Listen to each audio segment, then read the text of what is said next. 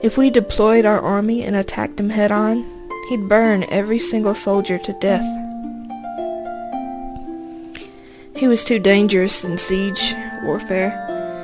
That's why I had to infiltrate the Thride and assassinate him. There is no better time than now to do it. Oh, Christina, our chapter, Jeffrey, I beg of you to bring peace to this world. Your wish is my command, for I am a genie. I, Christina Ronzad, bow upon the name of the royal family of Almenon,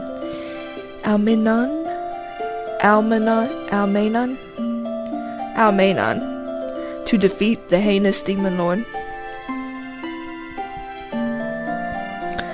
I was aware of how dangerous my mission would be, with only the minimum number of troops backing me up. There was a chance I wouldn't be able to visit my homeland again, but despite that, the fate of the world rested on my shoulders, and it was my duty to see it through. I couldn't sing, and I always broke harps when I tried to play them. If all I could do was raise my sword and fight, then I'd gladly die doing so. Well said. You truly are my daughter. Did she even say that, or was she thinking it and have her mind read? Mother caressed my cheek. Praising my courage, I let myself relax, feeling a soft sense of happiness emerge within me. And yet, her hands felt cold. My hands are cold right now. It's a cold night tonight.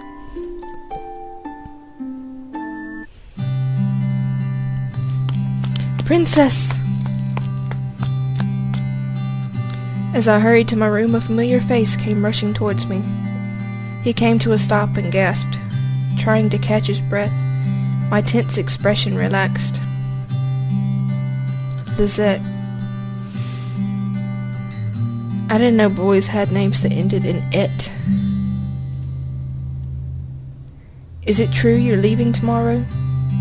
Yeah, I am. I need some time to relax.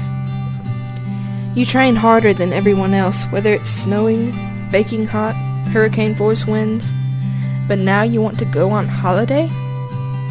Well, yeah, I'm an adult now. It's about time I started looking after myself a bit more. Aren't you younger than me?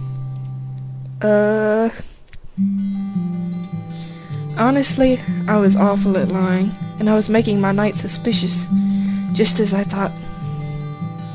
Lizette was looking straight at me, trying to unravel my secrets. I knew I'd find it tough. I just can't lie to Lizette. Lizette was appointed my knight 3 years ago. He was a mere soldier until then, but by complete accident we ended up fighting side by side at the battlefield one day. His skill and talent impressed me, so I quickly appointed him my knight. Lizette stood by my side ever since, and we trusted each other completely. We were just friends, though. We weren't attracted to one another. You say from your side. Maybe he was attracted to you? Our trust transcended even that. So, where is this place? Must be somewhere important if you can't even tell your #1 knight about it. How many knights do you have? Da-da-da, da-da-da-da. Princess? It's a date, you moron. Shouldn't that be obvious? Of course it should. Huh? You're joking, right? You, the princess blind to anything even resembling romance, is going on a... Perhaps. Watch your tongue, Lizette. Ah, my apologies. So, who are you dating? There's no way I'm telling that to you. It's too embarrassing. More like an embarrassing excuse, but it was the only way I could fool Lizette. I don't think you fooled him. Just keep telling yourself that, Chris. Feeling awkward, I lowered my head, unsure what to say. Maybe he'd mistaken my stuttering for the flusters of a girl in love. Sure he did, but Lisette simply sighed and said, what a relief. You're finally acting like a normal girl. About time, too. You really are stepping over your boundaries. Well, I'll be cheering you on regardless. Show 'em what you've got. Thanks. What a girl needs is courage. When in doubt, just charge straight ahead and it'll all be fine. Great advice. Lisette clenched his fingers in front of his chest, cheering me on, but seeing him do that made a sharp pain jolt through my own. To be honest, I felt bad the moment I saw him. I wanted to tell him the truth and let him come with me, but Lisette was more than just a knight to me. Didn't you just say you were just friends? I couldn't drag my precious friend and retainer through the jaws of death.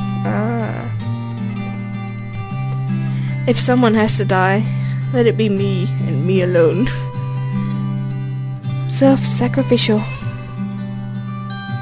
Ever since I became a champion, I'd accepted the fact that I would die alone. Princess? Oh, it's nothing, don't worry. I just feel a bit sad, knowing that I won't be seeing you for a while. A bit, huh? Not a lot. Oh yeah, don't forget to buy me some souvenirs, okay? Why do people always want souvenirs if you go somewhere? Haha, what kind of knight asks a princess for souvenirs? You're a princess, and I'm a knight.